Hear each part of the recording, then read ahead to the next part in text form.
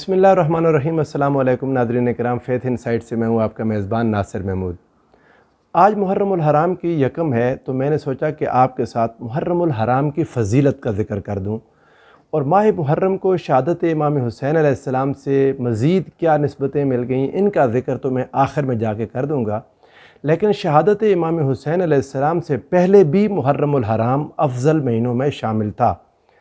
اللہ رب العزت نے قرآن مجید میں ارشاد فرمایا، ان عدۃ الشہور عند اللہ 12 شہرا فی کتاب اللہ یوم خلق السماوات والارض، کہ مہینوں کی تعداد اللہ کے نزدیک جس دن اللہ نے زمین اور آسمان تخلیق کیے تب سے 12 ہی ہے۔ منہا اربعۃ حرم، ان میں 4 مہینے وہ ہیں جو حرمت والے ہیں۔ اب وہ 4 مہینے حرمت والے کون سے ہیں؟ یہ ایک متفق علیہ حدیث ہے حضور سرورد عالم صلی اللہ علیہ وآلہ وسلم سے، جو آقا دو جہاں صلی اللہ علیہ وآلہ وسلم نے ارشاد فرمایا کہ ان الزمان قد استدار کہیئتہ یوم خلق اللہ السماوات والارض السنۃ 12 شہرا منہا اربعۃ حرم، کہ زمانہ پورا چکر کاٹ کے دوبارہ اسی حالت پر آ گیا جس پر یہ پہلے دن تھا، جس دن رب ذوالجلال نے آسمان اور زمین کو تخلیق کیا تھا۔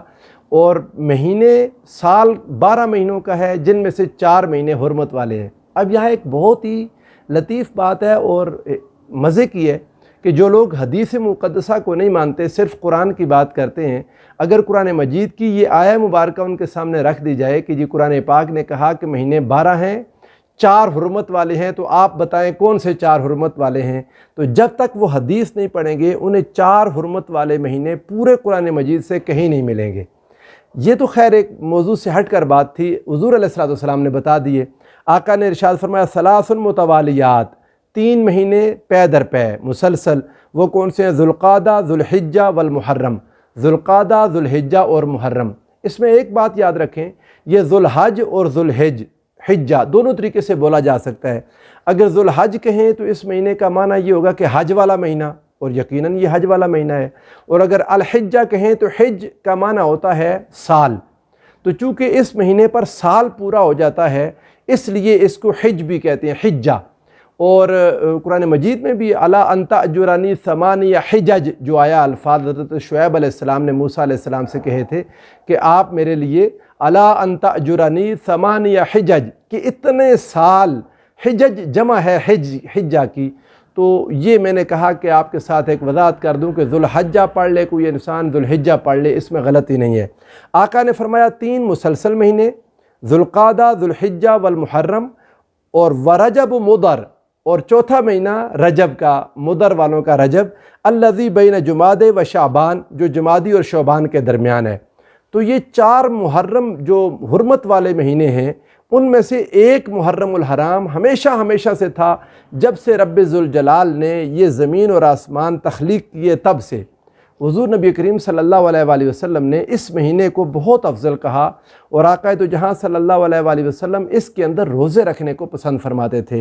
حضور سرورد عالم صلی اللہ علیہ وآلہ وسلم نے اس میں روزے رکھے اور اپنی امت کو بھی تلقین کی کہ اس میں روزہ رکھا کریں۔ سیدنا ابو ہریرہ رضی اللہ تعالیٰ عنہ سے مروی ہے، حضور نبی کریم صلی اللہ علیہ وآلہ وسلم نے ارشاد فرمایا کہ نمازوں میں سب سے افضل نماز الصلاۃ فی جوف اللیل، آدھی رات کی نماز ہے، اور رمضان کے روزوں کے بعد افضل روزے حضور نے فرمایا صیام و شہر اللہ الحرام، اللہ کے مہینے محرم کے ہیں۔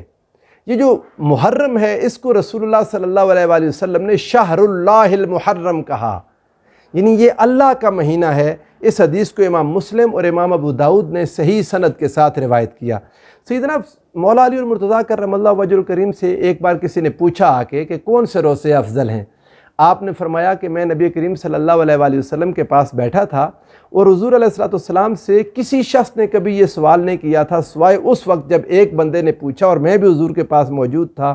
تو آقا علیہ السلام نے اس کے اس سوال کے جواب میں فرمایا تھا ان کنت صائما بعد رمضان فصم المحرم، اگر تم روزہ رکھنا چاہتے ہو رمضان کے بعد تو محرم کے روزے رکھو، فإنہ شہر اللہ، یہ اللہ کا مہینہ ہے، فیہ یوم تاب فیہ علی قوم، اس میں ایک دن ایسا ہے کہ رب ذوالجلال نے ایک قوم کی توبہ قبول فرمائی تھی، وَيَتُوبُ فِيهِ عَلَىٰ قَوْمٍ آخَرِينَ، اور اس میں کسی ایک اور قوم کی توبہ بھی قبول فرمائے گا۔ انشاءاللہ العزیز۔ یہ اس حدیث کو امام ترمذی نے روایت کیا، حسن غریب کہہ کے، اور مسند احمد بن حنبل نے بھی اس کو روایت کیا۔ حضور سرور دو عالم صلی اللہ علیہ وآلہ وسلم ماہ رمضان کے روزوں کی فضیلت سے پہلے جو روزے رکھتے تھے، بہت ساری احادیث ہیں اس میں، اور طویل ہیں، کثیر ہیں احادیث، جن کا خلاصہ یہ ہے کہ آقا علیہ السلام ایام بیض کے 3 روزے رکھا کرتے تھے، عاشورہ محرم کا روزہ رکھا کرتے تھے۔ بعض روایات میں حضور نبی کریم صلی اللہ علیہ وآلہ وسلم کے ذوالحج کے 9 روزوں کا ذکر ہے کہ آقا ذوالحج کے پہلے 9 دنوں کا روزہ رکھتے تھے۔ پھر ایک حدیث پاک میں یوں بھی ہے کہ حضور علیہ السلام ہر مہینے کا پہلا سوموار اور جمعرات بھی روزہ رکھا کرتے تھے، ایام بیض کے روزے تھے۔ حضور نبی کریم صلی اللہ علیہ وآلہ وسلم نے ان کی فضیلت بھی بیان فرمائی۔ یہ رمضان کے روزوں کے فرض ہونے سے بھی پہلے کے روزے تھے جو رسول اللہ صلی اللہ علیہ وآلہ وسلم کے مبارک معمول میں تھے۔ ایک طویل حدیث ہے امام ابو داؤد کی، اس کا ایک آخری حصہ، آقا دو جہاں سے کسی نے پوچھا کہ میں پورا سال روزے رکھوں تو کیا فرمایا؟ وہ کوئی روزے نہیں ہے، جس نے پورا سال روزے رکھے وہ روزے ہی نہیں۔ تو اب کیا کرے جو شخص روزے رکھنا چاہتا ہے؟ حضور نے فرمایا ثلاث من کل شہر ورمضان الی رمضان، ہر مہینے کے 3 روزے اور ایک رمضان سے دوسرے رمضان تک کے جس نے روزے رکھے وہ ایسا ہے جیسے اس نے صیام الدہر ہمیشہ ہمیشہ کے روزے رکھ لیے۔ پھر آگے فرمایا حضور نے فصیام عرفہ، عرفہ کے دن کا روزہ، حضور نے اس کے بارے میں فرمایا انی احتسب علی اللہ ان یکفر السنۃ التی قبلہ والسنۃ التی بعدہ، کہ اس روزے کے بارے میں مجھے اللہ کی بارگاہ سے امید ہے کہ وہ 1 سال پہلے کے اور 1 سال بعد کے گناہوں کو معاف فرما دے گا رب ذوالجلال۔ اور پھر فرمایا وصوم یوم عاشوراء، اور یوم عاشورہ کا روزہ، عاشورہ محرم کا، انی احتسب علی اللہ ان یکفر السنۃ التی قبلہ، حضور نے فرمایا میں اللہ سے امید رکھتا ہوں کہ اس دن کے روزے کی برکت سے اللہ تعالیٰ 1 سال کے پہلے گناہ رب ذوالجلال معاف فرما دے گا۔ تو ناظرین کرام، حضور نبی کریم صلی اللہ علیہ وآلہ وسلم نے اس ماہ مبارک کے یہ روزے رکھنے بہت پسند فرمائے اور اس کے ساتھ محبت کی اور اس کو اللہ کا مہینہ قرار دے دیا۔ آقا دو جہاں صلی اللہ علیہ وآلہ وسلم جب مدینہ منورہ آئے ہجرت کر کے تو آپ نے دیکھا کہ یہود اس دن کا روزہ رکھتے ہیں۔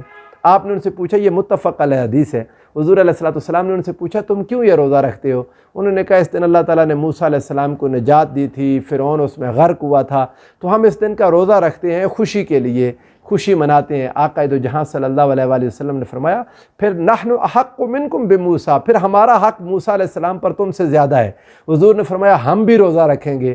پھر حضور سرور دو عالم صلی اللہ علیہ وآلہ وسلم نے اس دن کا روزہ عاشورہ کا خود بھی رکھا اور اپنے صحابہ سے بھی کہا کہ تم بھی روزہ رکھو۔